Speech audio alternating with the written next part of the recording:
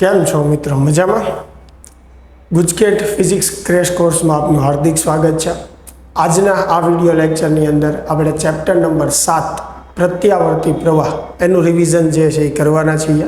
એના કોન્સેપ્ટ જે છે એ જોવાના છીએ અને એના કોન્સેપ્ટ અને થિયરી ઉપરથી કેવા MCQ જે છે એ પૂછી શકાય એની પણ આપણે ચર્ચા કરવાના છીએ. તો આ ચેપ્ટરની અંદર ખાસ કરીને આપણને ટેક્સ્ટબુકના આધારે તમે જોવા જાઓ તો તમને 4 પરિપથ આપેલા છે કે જ્યારે કોઈ ઘટકને પછી એ અવરોધ હોય, કેપેસિટર હોય કે ઇન્ડક્ટર હોય અથવા એનું મિશ્ર જોડાણ હોય અને એને AC પ્રવાહ જે છે એ આપવામાં આવે તો એવી કન્ડિશનમાં પ્રવાહ જે છે એ કેટલો હોય, એનો ફેઝર ડાયાગ્રામ જે છે એ કઈ રીતે દોરી શકાય, તત્કાલીન પાવર કેટલો હોય અને સરેરાશ પાવર કેટલો હોય. તો આ 4 પરિપથની અંદર ટેક્સ્ટબુકમાં આપણને એ જ આપેલું છે. તો આપણે અહીંયા અલગથી 4 પરિપથ જે છે નહીં જોઈએ, પણ હું તમને કોઈ પણ પરિપથ માટે પૂછવું હોય આપણને એનું સૂત્ર બનાવતા જે છે એ આવડી જાય એવી રીત જે છે આપણે શીખશું. એટલે કે જુદા જુદા પરિપથ માટે જુદા જુદા સૂત્રો જે છે એ ગોખવાની કે યાદ રાખવાની જરૂર નથી. તમે એક જ પરિપથ માટે સૂત્ર યાદ રાખો, LCR શ્રેણી પરિપથ માટે, બરાબર, અને એના આધારે તમે દરેક પરિપથ જે છે એના સૂત્રો જે છે એ બનાવી શકશો. ચાલો, તો ચેપ્ટર 7 જે છે ઓલ્ટરનેટિંગ કરંટ એની આપણે શરૂઆત કરીએ. તો એમાં સૌથી પહેલાં આપણે LCR શ્રેણી પરિપથ માટે જે સૂત્રો યાદ રાખવાના છે એની વાત કરી લેશું. LCR શ્રેણી પરિપથ માટે ચાલો, હવે LCR શ્રેણી પરિપથ માટે આપણે જે સૂત્ર યાદ રાખવાના છે એમાં સૌથી પહેલું જે સૂત્ર છે એ છે પ્રવાહનું સૂત્ર, એટલે કે પ્રવાહનું સમીકરણ.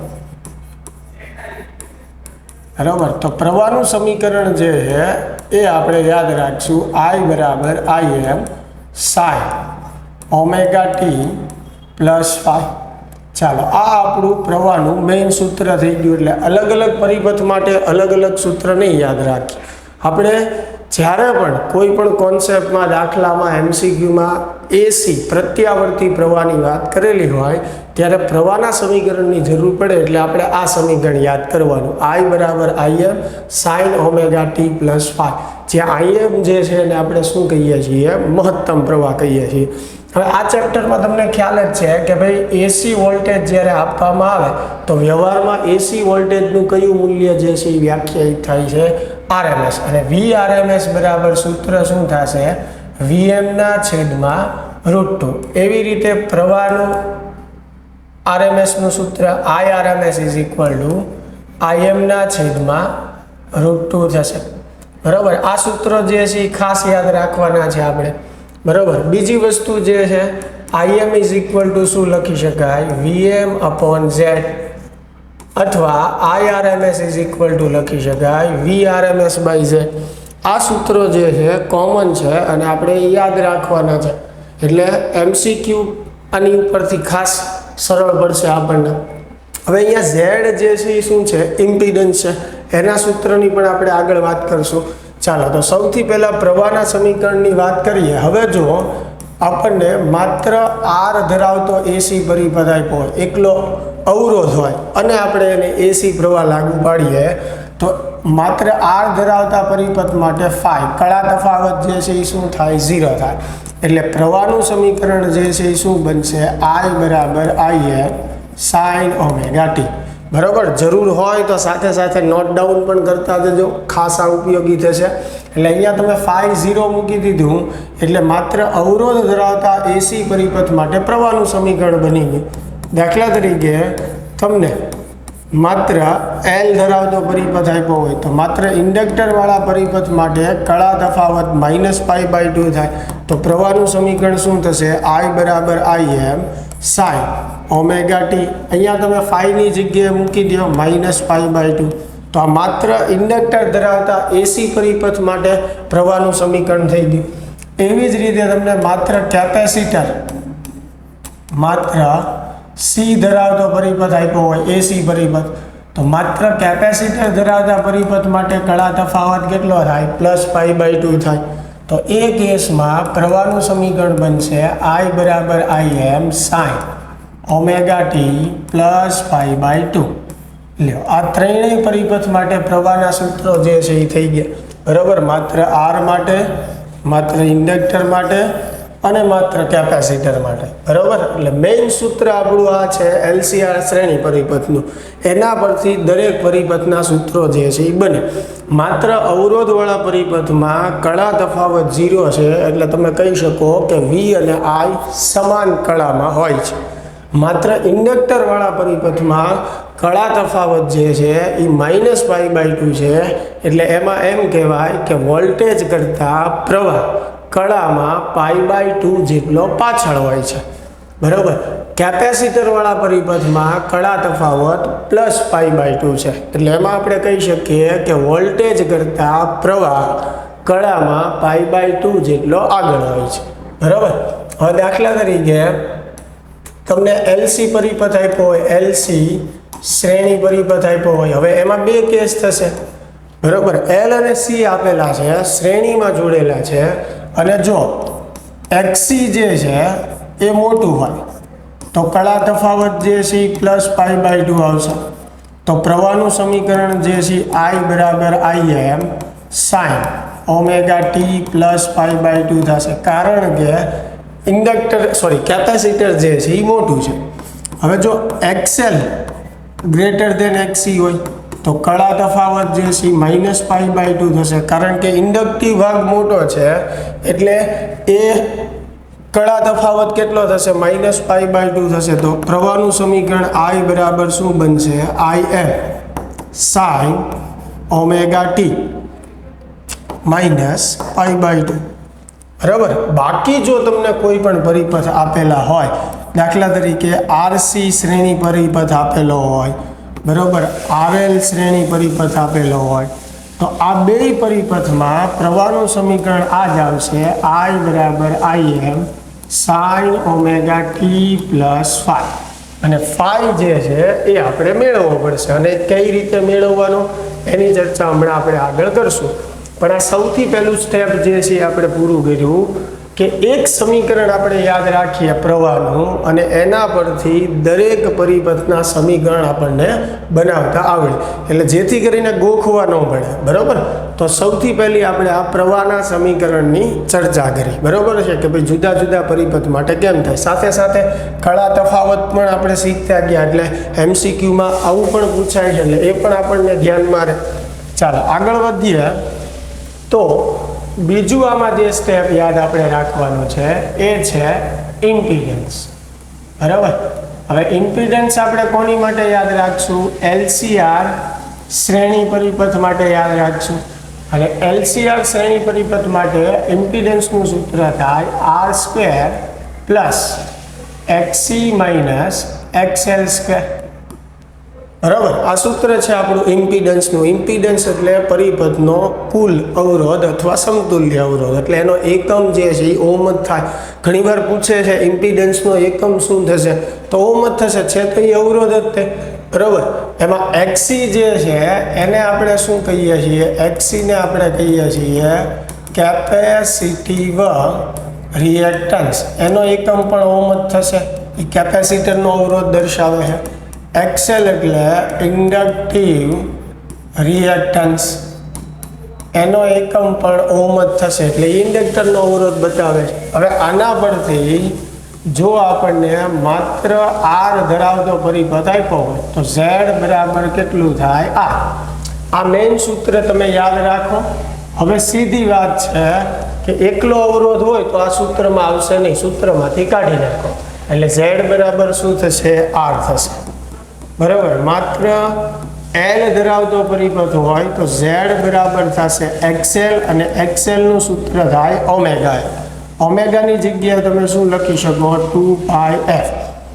બરાબર, તો એકલો ઇન્ડક્ટર ધરાવતો પરિપથ હશે તો XL અને Z બે સરખું જ છે એમ, કારણ કે બાકીનો ભાગ તો આવશે જ નહીં સૂત્રમાં. એવી રીતે માત્ર કેપેસિટર ધરાવતો પરિપથ હોય તો Z બરાબર થશે XC XCનું સૂત્ર થાય 1/ωc. ઓમેગાની જગ્યાએ લખી શકો તમે 2π. બરાબર. હવે એક ધ્યાન રાખવાનું, આમાંથી એ પણ MCQ પૂછે છે કે જો ઇન્ડક્ટરને આપણે ડીસી સપ્લાય આપીએ તો ઇન્ડક્ટિવ રિએક્ટન્સ કેટલો થાય. હવે ડીસી સપ્લાય માટે F બરાબર શું થાય 0. તો અહીંયા F 0 મૂકો તો XL શું થઈ જશે 0. એટલે ડીસી સપ્લાય માટે XL જે છે એ 0 કહેવાય. હવે એ જ વસ્તુ XC એટલે કે કેપેસિટરને ડીસી સપ્લાય આપવામાં આવે તો કેપેસિટિવ રિએક્ટન્સ કેટલું થાય. તો F 0 છે તો XC કેટલું થશે ઇન્ફિનિટિવ થશે. એટલે આ ખાસ ધ્યાન રાખજો, MCQમાં પણ પૂછે છે. બરાબર. ચાલો હવે આગળ વધીએ. એમાં દાખલા તરીકે આપણને RC શ્રેણી પરિપથ આપેલા હોય, એટલે કે પરિપથમાં R અને C છે, તો ત્યારે Z નું સૂત્ર શું થશે √R² + XC². XL નહીં આવે. એવી જ રીતે જો પરિપથમાં આપણને R અને L આપેલા હોય શ્રેણી જોડાણમાં જોડેલા, તો Z નું સૂત્ર શું થશે √R² + XL² થશે. જો LC આપેલું હોય, LC શ્રેણી પરિપથ આપણને આપેલો હોય તો Z બરાબર શું થશે XC - XL. જો XC મોટું હોય તો, અને જો XL મોટું હોય તો XL - XC લખાશે. XL > XC હશે તો Z નું સૂત્ર શું થશે XL - XC થશે. તો આવી રીતે પરિપથ જે છે એનો ઇમ્પિડન્સ જે છે એ આપણે યાદ રાખી શકીએ છીએ. મેન એક આ સૂત્ર પરથી, બધા માટે અલગ અલગ યાદ રાખવું એની કરતાં એક મેઇન સૂત્ર યાદ રાખીએ, એની ઉપરથી દરેક પરિપથના સૂત્ર જે છે એ બની જશે. બરાબર. ચાલો એનાથી આગળ પછી આપણું ત્રીજું સ્ટેપ જે છે પરિણામી વોલ્ટેજ મેળવવાનું. બરાબર. પરિણામી વોલ્ટેજ. હવે પરિણામી વોલ્ટેજનું સૂત્ર આપણે શેની માટે યાદ રાખશું LCR. મેં તમને અગાઉ જ કીધું દરેક માટે આપણે એક મેઇન સૂત્ર LCR શ્રેણી પરિપથનું યાદ રાખશું. તો LCR શ્રેણી પરિપથ માટે પરિણામી વોલ્ટેજ એટલે શું થશે √VR² + VC - VL એનો સ્ક્વેર. રેડી. આ પરિણામી વોલ્ટેજનું સૂત્ર થયું.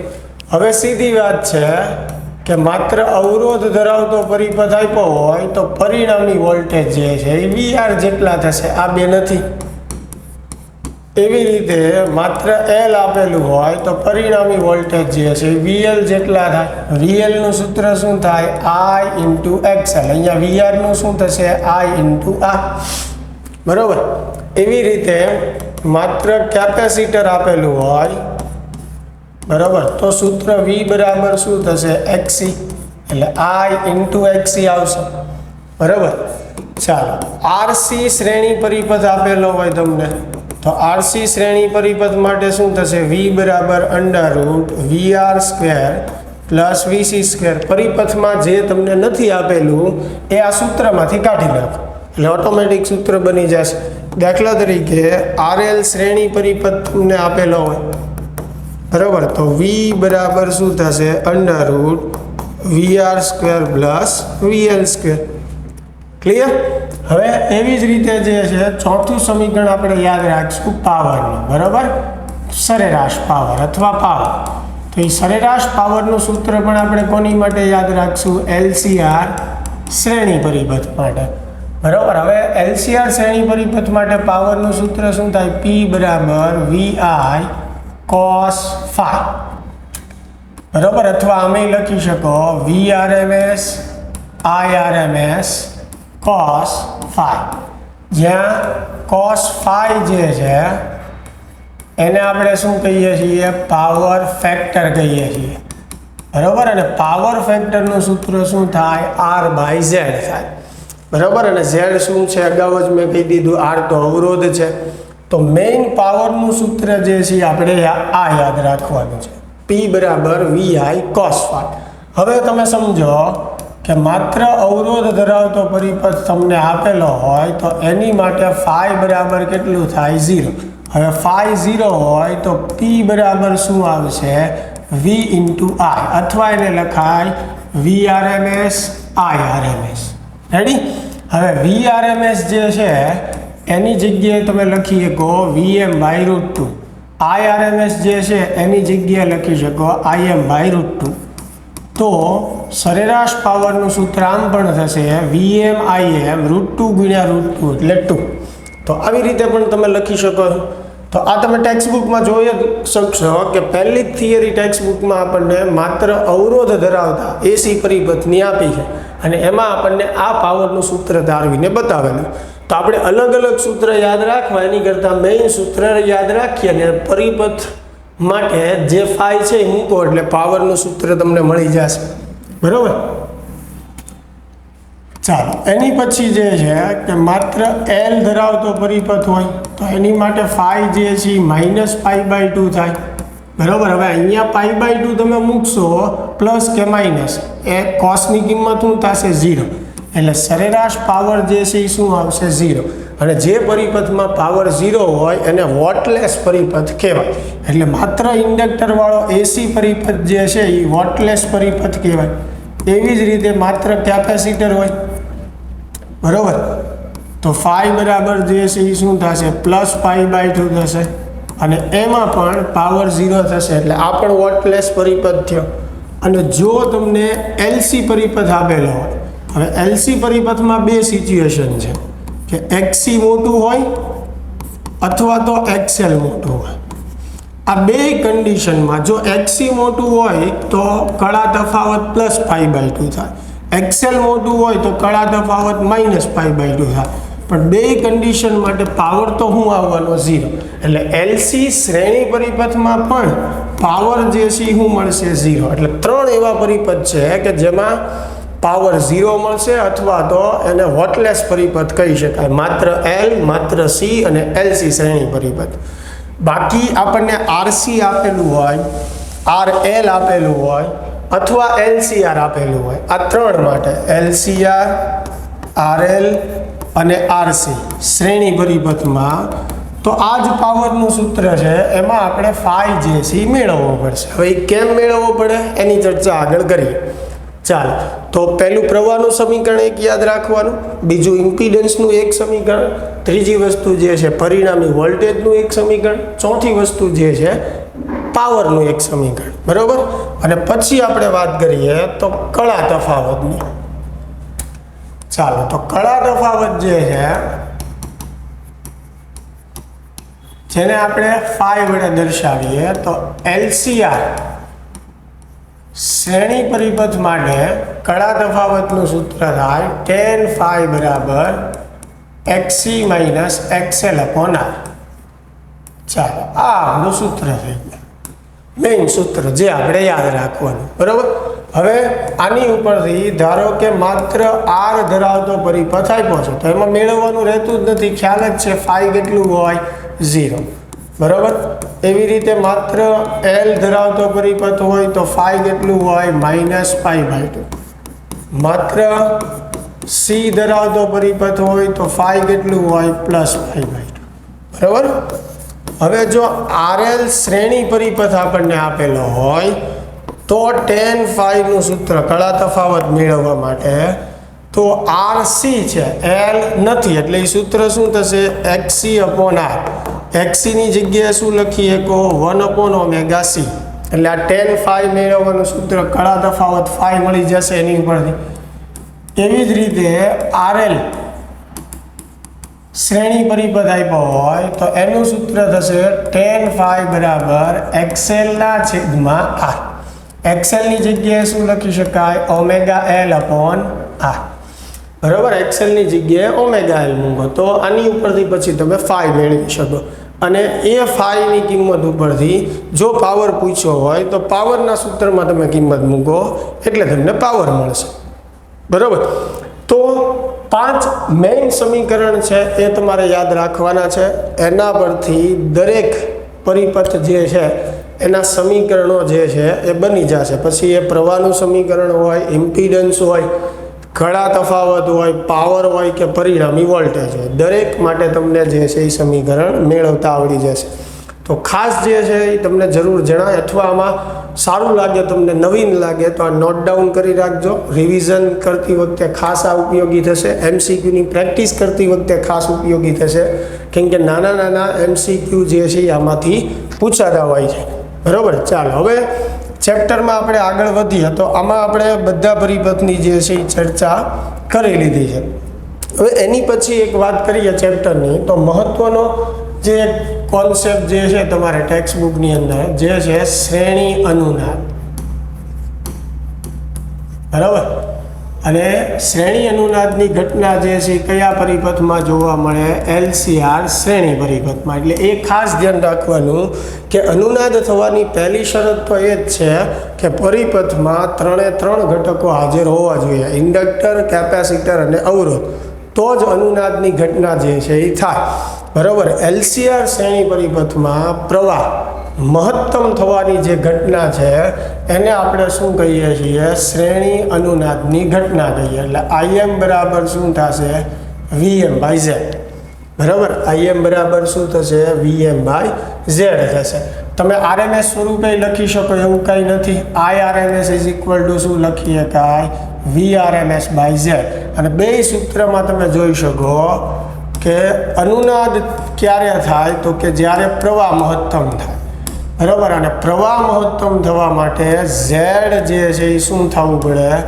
ન્યૂનતમ. બરાબર. એટલે આ અનુનાદની શરત છે કે Z જે છે એ શું થવું પડે?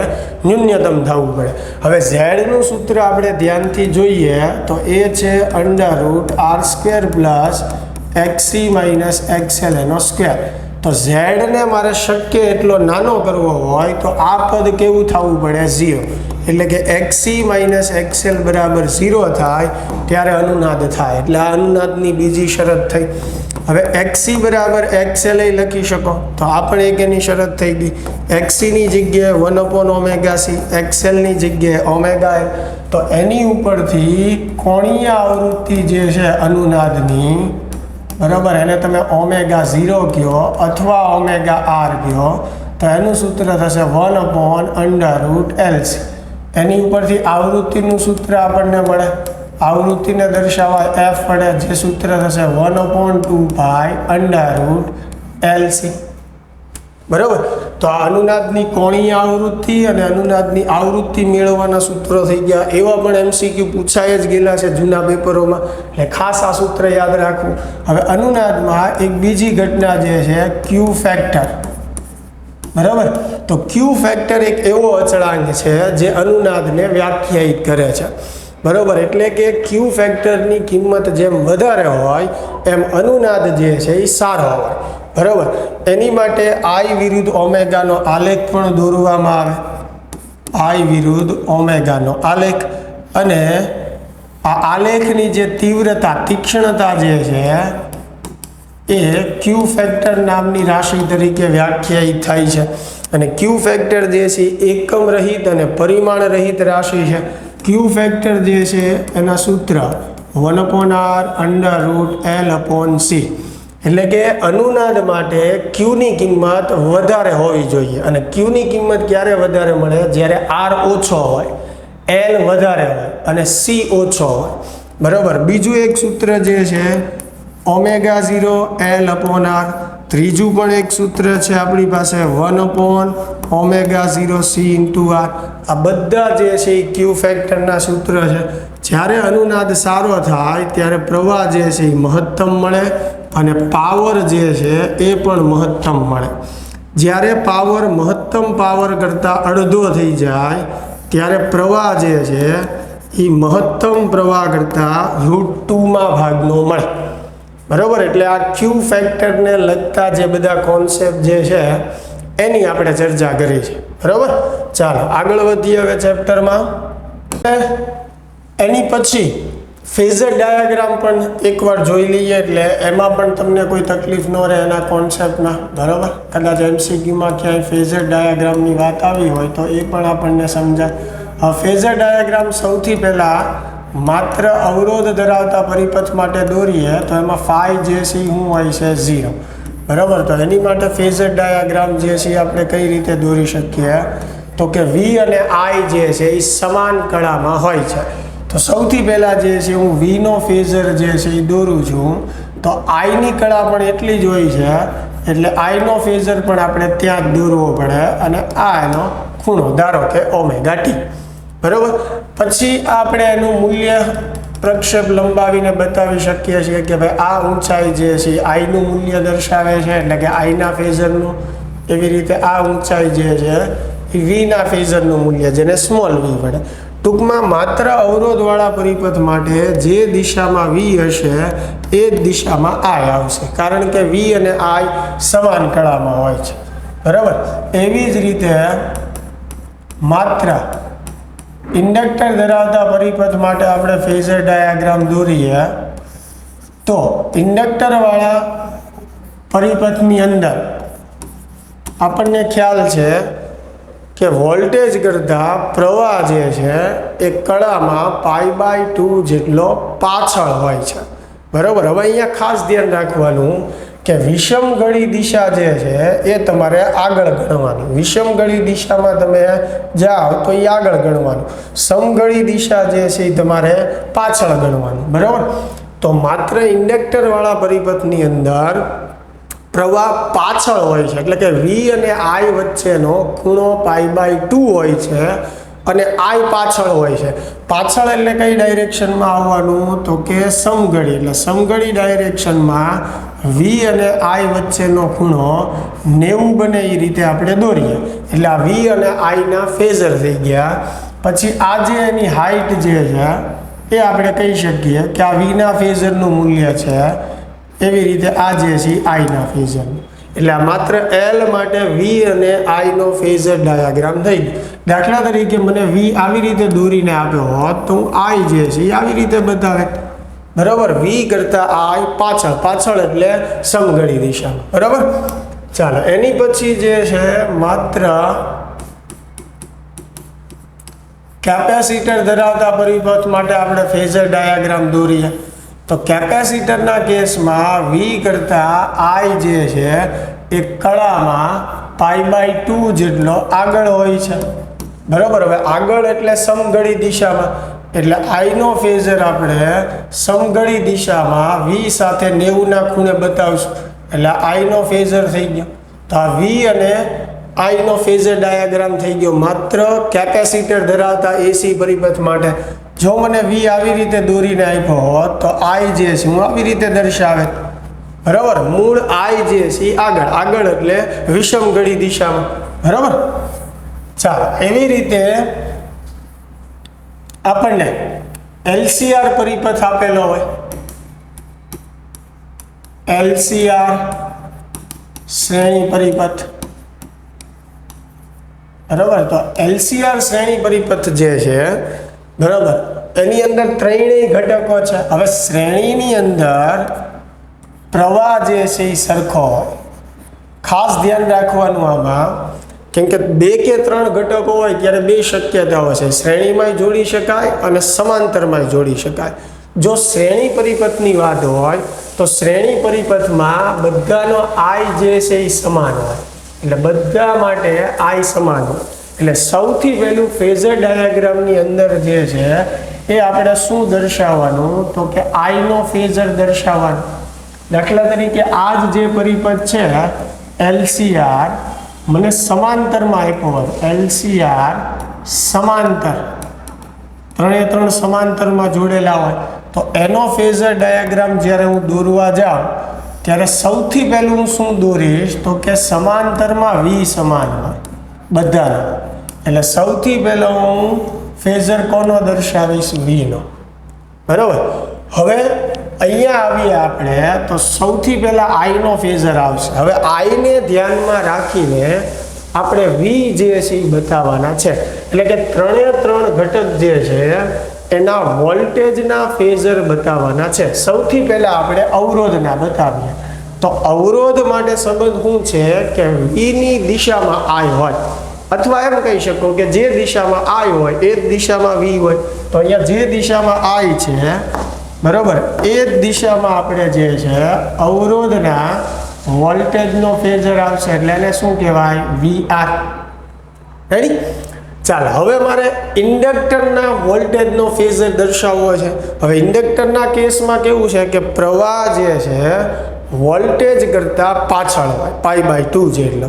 એટલે જો હું વોલ્ટેજ બતાવી દઉં પહેલાં તો પ્રવાહ પાછળ બતાવે, બરાબર છે. પણ મેં અહીંયા શું પહેલાં બતાવ્યું છે? પ્રવાહ. તો પ્રવાહ પાછળ છે તો વોલ્ટેજ ક્યાં કહેવાય? આગળ. એટલે જ્યારે પહેલાં આપણે પ્રવાહ બતાવ્યો હોય તો વોલ્ટેજ ક્યાં છે એ આપણે જોવું પડે. તો પ્રવાહ બતાવી દીધો છે તો ઇન્ડક્ટરમાં પ્રવાહ પાછળ છે તો વોલ્ટેજ ક્યાં ગણાશે? આગળ ગણાશે. આગળ એટલે વિષમ ઘડી દિશામાં. એટલે ઇન્ડક્ટરના વોલ્ટેજનો ફેઝર VL મારે આમ બતાવવો પડશે અને આ બે વચ્ચેનો ખૂણો 90. હવે એવી રીતે કેપેસિટર માટે, તો કેપેસિટરના કેસમાં શું થશે કે ભાઈ વોલ્ટેજ કરતાં પ્રવાહ જે છે એ આગળ હોય છે. એટલે જો મેં વોલ્ટેજ બતાવી દીધો હોય તો પ્રવાહને મારે આગળ બતાવવાનો. પણ અહીંયા તો આપણે પ્રવાહ બતાવી દીધો છે પહેલાં, તો પ્રવાહ આગળ છે તો વોલ્ટેજ ક્યાં કહેવાય? પાછળ કહેવાય, બરોબર છે. તો મારે પ્રવાહ બતાવી દીધો છે ને વોલ્ટેજ બતાવવા છે તો વોલ્ટેજ ક્યાં બતાવવા છે? પાછળ, બરોબર છે. હવે પાછળ એટલે સમઘડી દિશામાં અને કેપેસિટિવ ભાગ આપણે મોટો લીધો હોય એટલે આનો ફેઝર થોડોક મોટો દર્શાવશું. તો આ ત્રણેયનો આપણે ફેઝર ડાયાગ્રામ જે છે એ દર્શાવી દીધા, બરાબર. ચાલો, હવે આ કેસમાં તમે જુઓ કે જો LCR સમાંતરમાં હોય તો સમાંતરમાં શું સરખું હોય? V સરખું હોય. તો સૌથી પહેલા V નો ફેઝર બતાવી દીધો કેમ કે ત્રણેય માટે સરખું આવશે. હવે જુદું શું હશે? પ્રવાહ. એટલે ત્રણેયના પ્રવાહનો ફેઝર આપણે દર્શાવવાનો છે. હવે પ્રવાહનો ફેઝર બતાવવા માટે પહેલા અવરોધની વાત કરીએ તો અવરોધ માટે તો જે દિશામાં V હોય એ જ દિશામાં એનો I, બરોબર. એટલે IR થશે, બરોબર. અવરોધનો પ્રવાહનો ફેઝર થશે. ચાલો, હવે જે છે ઇન્ડક્ટર માટે બતાવીએ તો ઇન્ડક્ટરના કેસમાં કેવું હોય? વોલ્ટેજ કરતાં પ્રવાહ પાછળ હોય. વોલ્ટેજ આપણે બતાવી દીધો છે, પ્રવાહ જે છે એ પાછળ હોય. પાછળ એટલે સમઘડી દિશા. એટલે ઇન્ડક્ટરના પ્રવાહનો ફેઝર અહીંયા આવશે, બરાબર. IL વોલ્ટેજ કરતાં પાછળ. હવે કેપેસિટરના કેસમાં કેવું હોય? વોલ્ટેજ કરતાં પ્રવાહ જે છે એ આગળ હોય. તો આ વોલ્ટેજ છે આગળ એટલે વિષમ ઘડી દિશા, તો IC, બરાબર. અને ધારો કે IC મોટું છે એટલે મેં IC નો ફેઝર થોડોક મોટો દર્શાવ્યો. તો આ શ્રેણી માટે થઈ ફેઝર ડાયાગ્રામ, સમાંતર માટે. હવે આપણે એનો ઉકેલ મેળવવો હોય તો સૌથી પહેલાં આપણે શું કરવું પડે? આ બે જે છે એનું પરિણામી મેળવવું પડે. અને આ બેનું પરિણામી કઈ દિશામાં આવે? મોટા ફેઝરની દિશામાં. એટલે આ દિશામાં આવશે. એટલે એનો પરિણામી ફેઝર આપણે શું કહેશું? VC પ્લસ VL કહેશું. ચાલો, VC પ્લસ VL એટલે હવે આપણી પાસે બે સદિશ થઈ ગયા, એક VC પ્લસ VL અને એક જે છે VR. આ બે વધ્યા. હવે આ બેનું પરિણામી મેળવવા શું કરવાનું? તો કે ચતુષ્કોણની રીત વાપરવી હોય તો VR ની સામે VR દોરો, બરોબર છે. અને VC પ્લસ VL ની સામે VC પ્લસ VL દોરો. આ સદિશ સ્વરૂપે છે. હકીકતમાં આનું મૂલ્ય શું થશે? Small VC minus small VL, બરાબર. કારણ કે ખબર છે વિરોધી દિશામાં છે એટલે મૂલ્ય મેળવવા માટે બાદબાકી કરવી પડે. ચતુષ્કોણ બની ગયો. આ ચતુષ્કોણ જે છે એનો વિકર્ણ આપણને પરિણામી V આપશે. એટલે આ આપણી માટે પરિણામી V, અહીંયા I અને આ બે વચ્ચેનો કળા તફાવત એટલે φ, બરાબર. કેમ મળે એનું સૂત્ર એ તો અગાઉ જ વાત કરી. હવે આ કેસની અંદર જે છે આપણે શું કરવું પડશે? તો કે IC મેં મોટું લીધું છે એટલે પરિણામી જે સદિશ જે છે અહીંયા આવશે IC પ્લસ IL, બરાબર. તો હવે આપણી પાસે શું વધ્યું? IR અને IC પ્લસ IL. ચતુષ્કોણની રીતે કરીએ તો IR ની સામે IR દોરીએ, બરાબર. અને IC પ્લસ IL ની સામે IC પ્લસ IL દોરીએ. ચતુષ્કોણ બની ગયો. ચતુષ્કોણનો વિકર્ણ જે છે એ શેનું માપ આપશે આપણને? પરિણામી I. હવે આ V થયો, આ I થયો, આ બે વચ્ચેનો કળા તફાવત એટલે φ. તો આવી રીતે ફેઝર ડાયાગ્રામ બનશે. એટલે આની અંદર આપણને પરિણામી વોલ્ટેજ મળશે, આની અંદર પહેલા આપણને પરિણામી પ્રવાહ મળશે. ચાલો, ક્લિયર. એટલે ફેઝર ડાયાગ્રામની પણ મેં વાત કરી દીધી છે. હવે છેલ્લો એવો ટોપિક જે છે ચેપ્ટરનો, અને એ પણ મહત્વનો છે, એમાંથી પણ આપણને ગુજકેટમાં પ્રશ્ન જોવા મળે છે, ટ્રાન્સફોર્મર. બરાબર, તો ટ્રાન્સફોર્મર જે છે એ કયા સિદ્ધાંત ઉપર કામ કરે છે? તો તમે કહી શકો કે ટ્રાન્સફોર્મર અન્યોન્ય પ્રેરણના સિદ્ધાંત ઉપર કામ કરે છે, અથવા તો વિદ્યુત ચુંબકીય પ્રેરણના સિદ્ધાંત ઉપર. બરોબર છે. હવે ટ્રાન્સફોર્મર જે છે એ મેઇનલી બે પ્રકારના હોય છે. બરાબર, એક જે છે સ્ટેપ અપ પ્રકારનું ટ્રાન્સફોર્મર, એક જે છે સ્ટેપ ડાઉન પ્રકારનું ટ્રાન્સફોર્મર. બરાબર, હવે ટ્રાન્સફોર્મરનું મૂળ કાર્ય જે છે કે ભાઈ ટ્રાન્સફોર્મર કાર્ય શું કરે? તો કે વોલ્ટેજ વધારે કે ઘટાડે. બરાબર, ટ્રાન્સફોર્મરનું મેઇન કાર્ય શું? વોલ્ટેજ વધારવા કે ઘટાડવા. સ્ટેપ અપ ટ્રાન્સફોર્મર જે છે, બરાબર, એ શું કરે છે? વોલ્ટેજ વધારે છે, વોલ્ટેજ વધારે. અને જ્યારે વોલ્ટેજ વધારે ત્યારે એને અનુરૂપ પ્રવાહ જે છે એમાં શું કરે? ઘટાડો કરે. સ્ટેપ ડાઉન જે છે એ શું કરે? વોલ્ટેજ જે છે એ ઘટાડે. અને જ્યારે વોલ્ટેજ ઘટીને મળતા હોય ત્યારે એને અનુરૂપ પ્રવાહ જે છે એ વધી જાય. બરાબર, હવે એની રચનાની જો આપણે વાત કરીએ તો ટ્રાન્સફોર્મરની અંદર ધાતુની એક કોર હોય છે આવી રીતે. બરાબર, એની એક બાજુ જે છે આવી રીતે આંટાઓ વીંટવી દેવામાં આવે. અહીંયા જે છે ઇનપુટ એસી સિગ્નલ આપવામાં આવે, વિદ્યુત પ્રવાહ એસી. એટલે આ આખો વિભાગ જે છે ઇનપુટ વિભાગ કહેવાય, અથવા એને પ્રાઇમરી વિભાગ અથવા પ્રાથમિક વિભાગ કહેવાય. તો પ્રાથમિક વિભાગમાં જે આંટાની સંખ્યા છે એને એનપી કહેવાય. એમાંથી પસાર થતા પ્રવાહને આઈપી કહેવાય. એની સાથે સંકળાયેલા ફ્લક્સને ફાઈપી કહેવાય. એને મળતા વોલ્ટેજને વીપી કહેવાય. એટલે વીપી એટલે ઇનપુટ વોલ્ટેજ અથવા પ્રાઇમરી વિભાગના વોલ્ટેજ, આઈપી એટલે ઇનપુટ પ્રવાહ અથવા પ્રાઇમરી વિભાગનો પ્રવાહ. રેડી?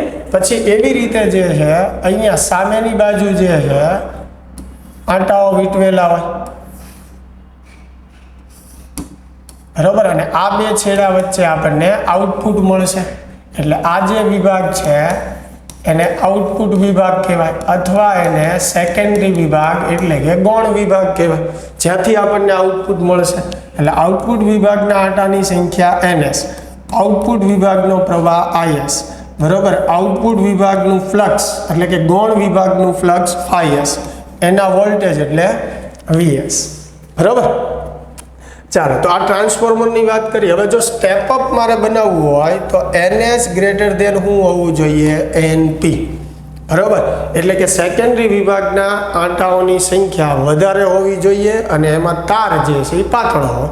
બરાબર, હવે એનપીને આ બાજુ લાવો તો એનએસ છેદમાં એનપી ગ્રેટર દેન 1 થાય. આને ટ્રાન્સફોર્મેશન રેશિયો કહેવાય, જેને આર વડે દર્શાવાય. એટલે આર ગ્રેટર દેન 1 એવું તમે કહી શકો.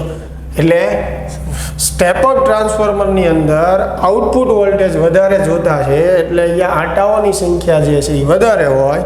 એટલે આ કેસમાં વીએસ ગ્રેટર દેન વીપી હોય, એટલે આઉટપુટ વોલ્ટેજ વધારે હોય. હવે જો સ્ટેપ ડાઉન હોય તો એનપી ગ્રેટર દેન એનએસ હોય.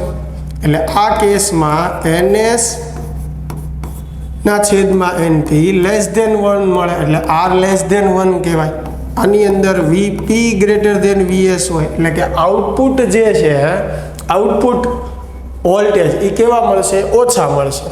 હવે સ્ટેપ અપની અંદર તમે જુઓ તો આઉટપુટ વોલ્ટેજ વધારે છે, વોલ્ટેજ વધારે હોય ત્યાં પ્રવાહ ઓછો હોય.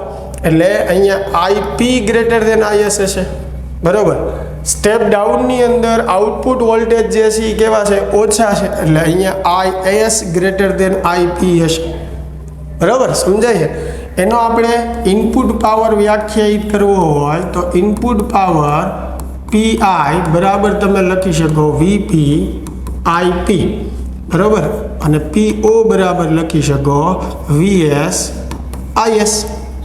બરાબર, અને કોઈ પણ ટ્રાન્સફોર્મર માટે પીઆઈ ગ્રેટર દેન પીઓ હોય. આઉટપુટ પાવર કરતાં ઇનપુટ પાવર હંમેશા વધારે હોય, કારણ કે વ્યય થાય. એટલે તમે લખી શકો VP IP greater than VSIS.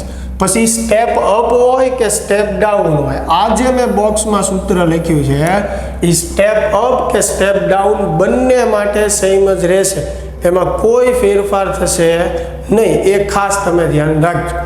બરોબર.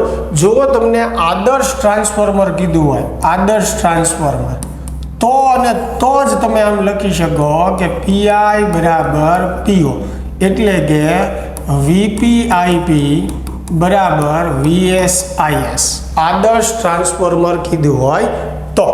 બરાબર.